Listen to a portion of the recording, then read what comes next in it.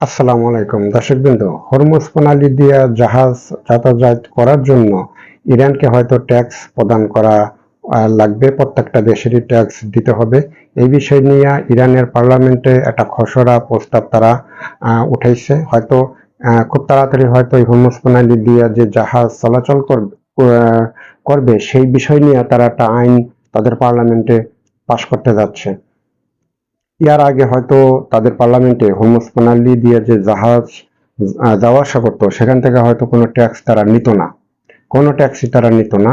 কিন্তু এই যুদ্ধের মধ্য দিয়া ইরান তারা হয় তারা নতুন কইরা মানে আইন কইরা মানে তাদের দেশে আইন কইরা তারপরে তারা জাহাজের থেকে ট্যাক্সটা আদায় করবে। তো ইতিমধ্যে বাংলাদেশ সহ 6টা দেশের জাহাজ চলাচলের জন্য তারা অনুমতি দিয়েছে।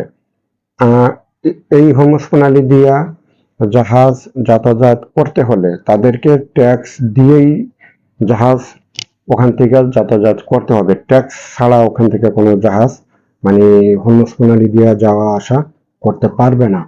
কিন্তু এই বিষয়টা নিয়ে আমার মনে হয় মার্কিন যুক্তরাষ্ট্র তারা হয়তো ট্যাক্স না দেওয়ার জন্য তারা হয়তো শক্ত অবস্থানে যাবে, কিন্তু তাদের সেই শক্ত অবস্থানে যাইয়া আমার মনে হয় যে আর কোনো লাভ হবে না।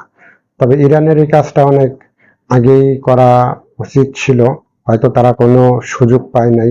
কিন্তু এই যে একটা যুদ্ধ হলো সেই যুদ্ধের মধ্য দিয়া তারা একটা সুযোগ পেয়েছে এবং এই সুযোগে তারা ট্যাক্স আদায় করবে, এটি স্বাভাবিক। অন্যান্য দেশও ট্যাক্স আদায় করে, যেরকম সিঙ্গাপুর আছে, সিঙ্গাপুরেও হয়তো ট্যাক্স তা মানে প্রত্যেকটা জাহাজ ওদিক দিয়ে যাওয়া আসা করলে সিঙ্গাপুরকে ট্যাক্স প্রদান করতে হয়। আরো অনেক দেশ আছে এরকম ট্যাক্স দেওয়া লাগে। এখন নতুন করে হয়তো ইরান এটার সাথে যুক্ত হলো। এটা ইরানের জন্য খুবই ইতিবাচক একটা সিদ্ধান্ত, কারণ হরমুজ প্রণালীটা পুরাটাই এটা হলো ইরানের যে ভূখণ্ড আছে সেই ভূখণ্ডের পাশ দিয়ে বয়ে যাওয়া একটি বড় নদী বা খাল, আমরা যাই বলি না কেন, হরমুজ প্রণালীটা এটা তাদের নিজস্ব একটা মানে ভূখণ্ড বা নদী এলাকা। এটাই স্বাভাবিক।